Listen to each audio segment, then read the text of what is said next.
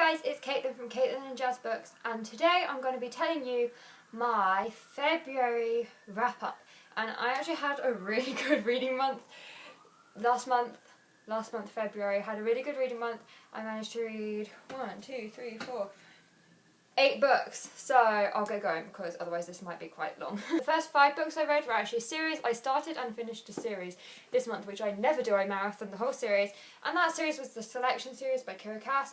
So I read the Selection, the Elite, the One, the Heir, and the Crown, and I read them really quickly. It took me like 2 days a book, which is insane for me because usually this would take me like a week, even though it's really short. So for ratings, I gave the Selection 4.5 stars, the Elite 4.5 stars, the One I gave 5 stars, and then the Heir and the Crown I gave 3.5 stars each. So for my thoughts on them, my favourite out of like, if we're counting these as like the original trilogy and then like the add-on trilogy, my favourite of these two was definitely the original series, trilogy even, and out of those two my favourite was the One, as you can tell. But I don't know, it was like, I really liked how the competition didn't end in the Selection, how it carried on through the 3 books, and how you could see their relationship growing and the her relationship with the rest of the girls growing, and that was really nice, and the ending was so cute, and it ripped my heart out, and I just loved it so much. So those are these 3. And then for these 2, I'd say out of these 2 my favourite was definitely this one. Yeah, the Heir. Just because I felt like I called who she was going to end up with in this at the beginning of this one. I was like, it's going to be him, and it was. So I mean, that wasn't a surprise. The only thing I would change about it is the ending. Dropped it. The only thing I would change about this one is the ending, so that you get more of an ending for her parents, because obviously they're the ones that you originally care about. Have I said what these are about? No. These 3 are about a girl called America Singer who gets chosen to go into a competition to fight for Prince Max's heart, and it's her competing against the other girls to become his bride, basically.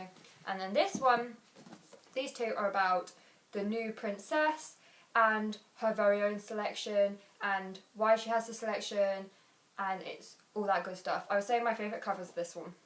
But yeah, I've said quite a lot about these, but I managed to read all of these this month, so that is very good. The next book I read was really short, and I read this mostly because I wanted like a break from hardcore reading, because I just had like a week and a half of amazing reading. So I picked up the story of Shannon Rose, Between the Lines by Shannon Rose, who is a YouTuber, and I give this 3.5 stars. I find her life so interesting. She's been through loads, she's been through abuse, mental hospitals, drugs, everything bad that you can think of, she's been through it. Well, everything bad to an extent. But after reading this, I have so much more like respect for her, and I don't know, I really enjoyed reading this because, as I said, I find her life so interesting, and she has a YouTube channel. Look up Shannon Rose on YouTube.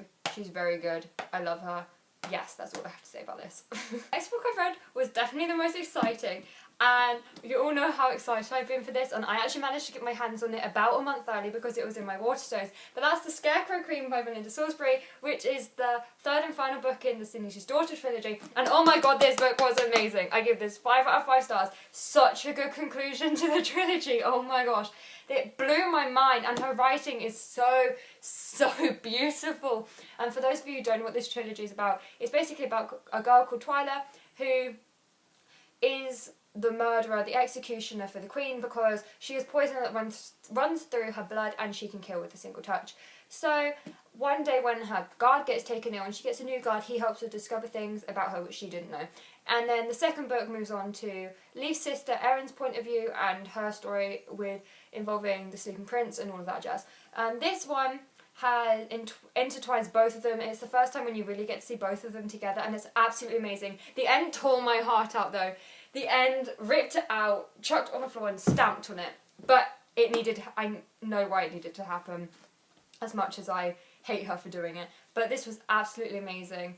Absolutely amazing end to a trilogy, and I couldn't have asked for her to write a better book to finish this book series. So if you haven't already, go pick up The Sin Eater's Daughter because it will blow your mind. And the final book which I read this month, I actually finished on the 1st of February, but I read over 350 of the pages, so I only read 50 pages in February, so I thought I'd count it anyway. And that is Anna and the French Kiss by Stephen Perkins. This was alright, I gave it 3.5 stars. I didn't like the beginning as much because I thought her writing style was a bit juvenile, is that the right word? A bit like... Obviously, I just read this, so I just come off of high fantasy into this. So, I mean, her writing was very not as intense, if you get what I mean.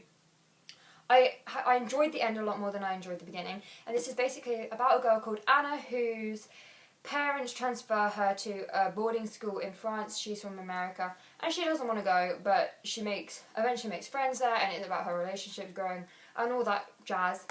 And the cover's really nice. I'm not going to read the next two because I know they're about different characters that you don't know, and then these characters like intertwine, but I don't really care enough to read it. If you're in the mood for a light fluffy thing, read this. But yeah, I didn't hate it, I didn't love it.